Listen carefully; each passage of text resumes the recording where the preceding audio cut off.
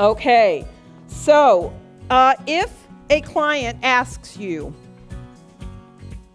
what are Bach flowers? Because they open them up and they don't smell. Okay, that happens a lot. Or they'll refer to my oils. Oh, the oils. Do you have? You have Star Bethlehem oil. Nope. I have Star Bethlehem Bach flower. The easiest way to explain what a flower essence is, as opposed to an essential oil or a tincture, it is a tea made with live plant instead of dead. Does that make sense? Yeah. Yes, it's a tea. You start with water, you add plant, and instead of it being dry, dead plant, which most teas are made with, it is living plant. A heat source is used, sun or stovetop, and then the plant is removed, and that's what you have left. So it's just a tea made with live plant. We've already passed frequency. Let's do three-legged stool approach, mostly because we've already talked about this, and this will go quickly. Three-legged stool, one stool or one leg. You got a stool, you got a little seat, right? You put one leg on the seat. Can you sit on it easily? Nope. Okay. I'm going to put another leg on it. Am I good? Can I sit on this? No. I have to put another leg on it in the appropriate location. Now, is it stable enough to hold me? Probably yes.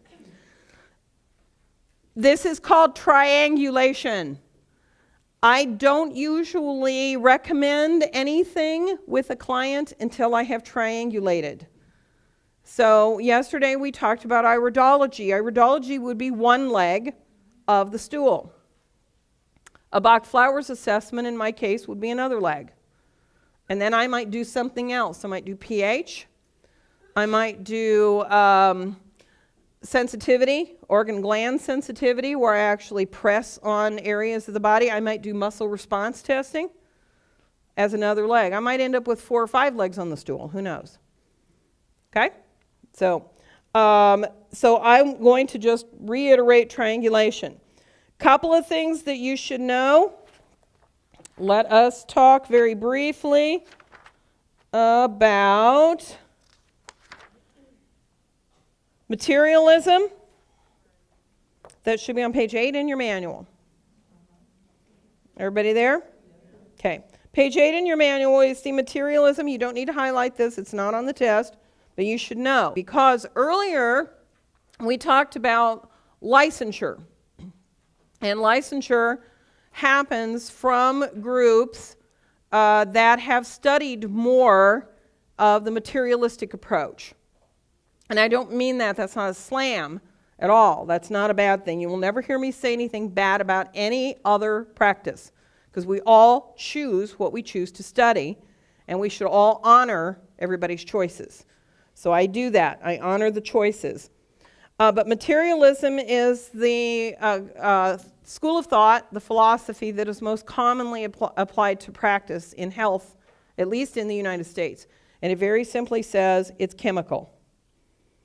Everything is physical. All illness is physical. That is what materialism says. Dr. Bach was not a materialist. He was a dualist.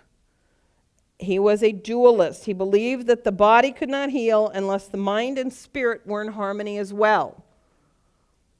I find it interesting that materialism is so heavily in practice, but yet we have practice called psychiatry. And we have psychology. So I think that's interesting.